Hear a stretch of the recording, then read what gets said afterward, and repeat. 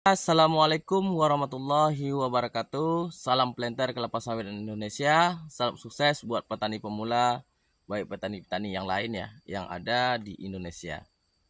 Oke, pada kesempatan hari ini kita akan mencoba membahas masalah perawatan sama pemupukan ya guys. Di sini kita bahas. Yang pertama untuk perawatan dulu ya kan.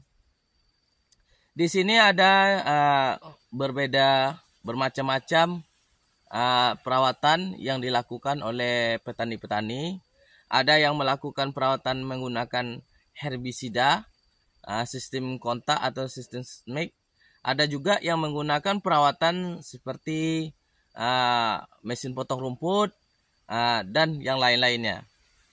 Jadi di sini adalah perawatan itu sangat menentukan kondisi dan hasil produksi kelapa sawit tersebut. Kenapa? Karena untuk perawatan ini sangat penting. Karena perawatan ini adalah dasar utama untuk melakukan nanti pemupukan.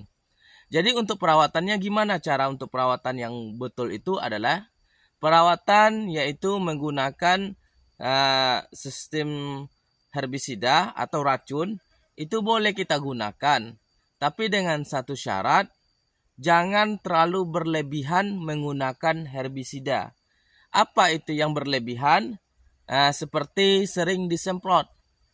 Dalam setahun kadang-kadang disemprot 2 kali, 3 kali. Itu sangat berbahaya kepada kandungan unsur hara tanah. Karena tanah ini adalah gimana kita untuk menjaga kelembapan tanah, menjaga unsur tanah. Kalau terjaga unsur tanah dan kelembapan tanah, maka otomatis sawit kita akan bagus. Itu makanya untuk perawatan itu sangatlah penting. Jangan kita ngasal-ngasal perawatan saja. Kita rawat, kita semprot, kita bersih, penting bersih kebun kita. Tapi efek sampingnya itu sangat berbahaya terhadap kandungan unsur hara dan kelembapan tanah. Apabila sering kita menggunakan seperti herbisida, apalagi racun kuning atau sistemik atau kontak atau selagi lain, itu sangat berbahaya dalam jangka waktu yang panjang. Kenapa? Bisa membuat tanah itu gersang, tandus, tidak ada mengandung kelembapan tanah atau kelembapan air. Apabila tanah itu gersang, maka otomatis sawit itu akan tidak normal pertumbuhannya. Oke, karena setelah itu banyak di antara kita yang nggak paham gimana cara perawatan itu yang membuat unsur hara tanah itu terjaga, membuat kandungan air atau kelembapan air itu terjaga. Oke, di sini adik petani menjelaskan caranya gampang. Pertama kita harus yang bermanfaat dulu. Apa yang bermanfaat? Yaitu jalan fikulnya. Yang kedua adalah piringannya.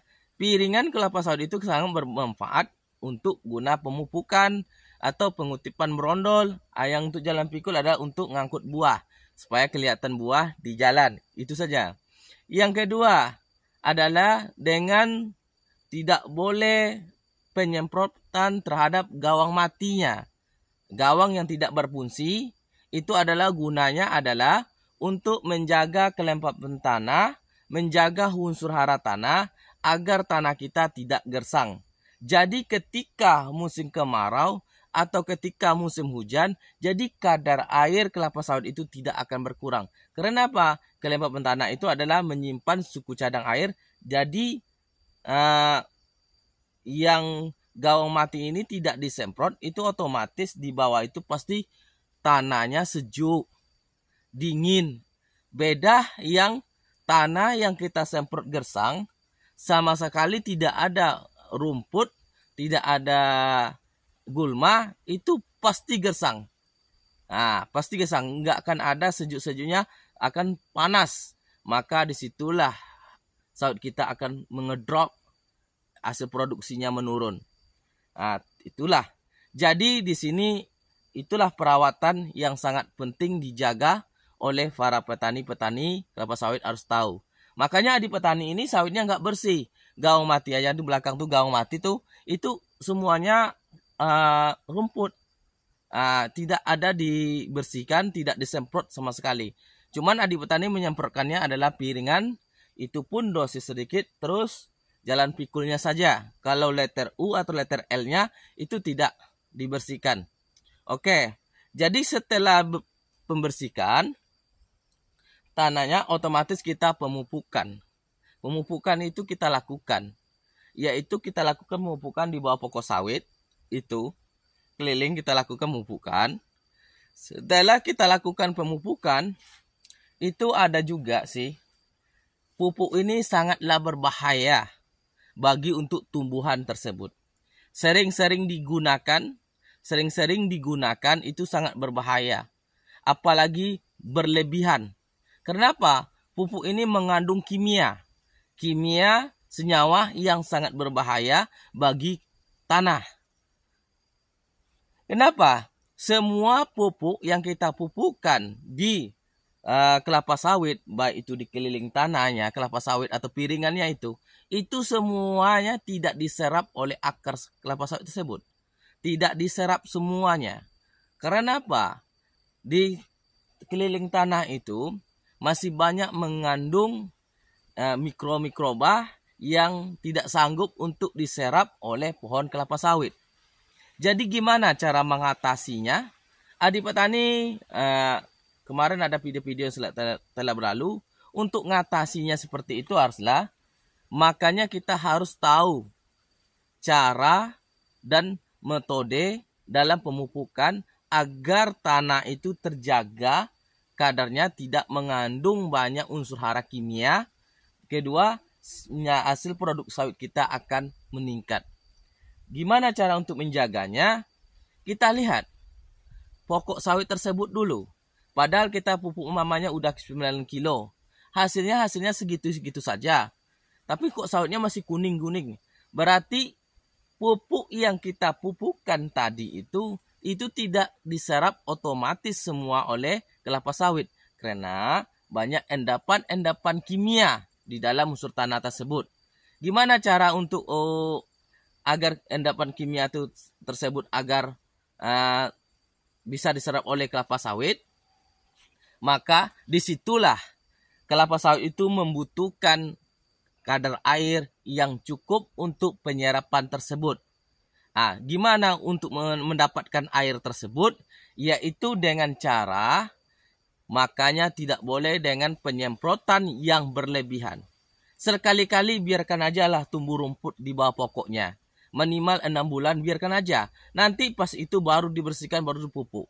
Itu adalah untuk menyerapan, mengembalikan kadar unsur hara, mengembalikan kelembapan tanah. Maka kalau apabila tanah itu lembab, maka mudah diserap oleh unsur-unsur atau diserap oleh kelapa sawit tersebut, unsur hara tanah tersebut.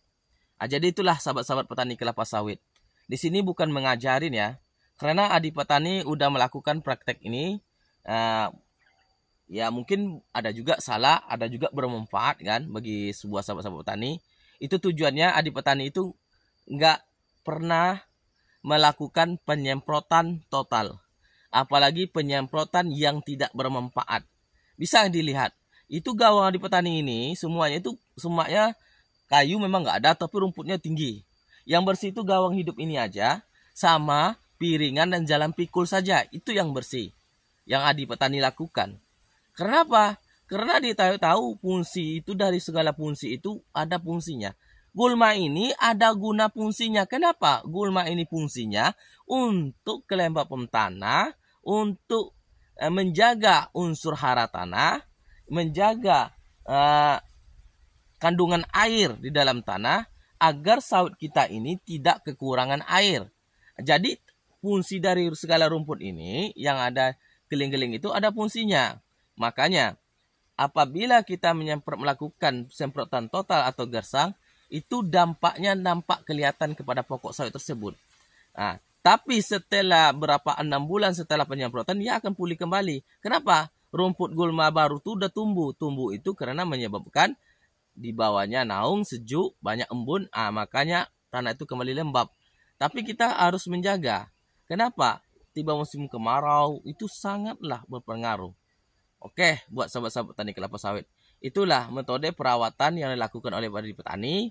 Itu metode pemupukan ya juga. Jadi buat sahabat-sahabat semuanya, kita harus paham soal itu semuanya ya. Kita di sini bukan mengajarin, tapi di sini menunjukin selama ini yang dilakukan oleh adik petani.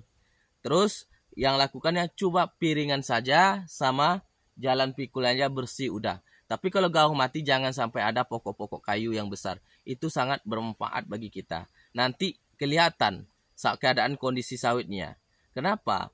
Itulah fungsi dari gulma-gulma tersebut untuk mengurangi terjadinya tanah itu gersang. Oke, cukup sekian penjelasan dari petani. Assalamualaikum warahmatullahi wabarakatuh.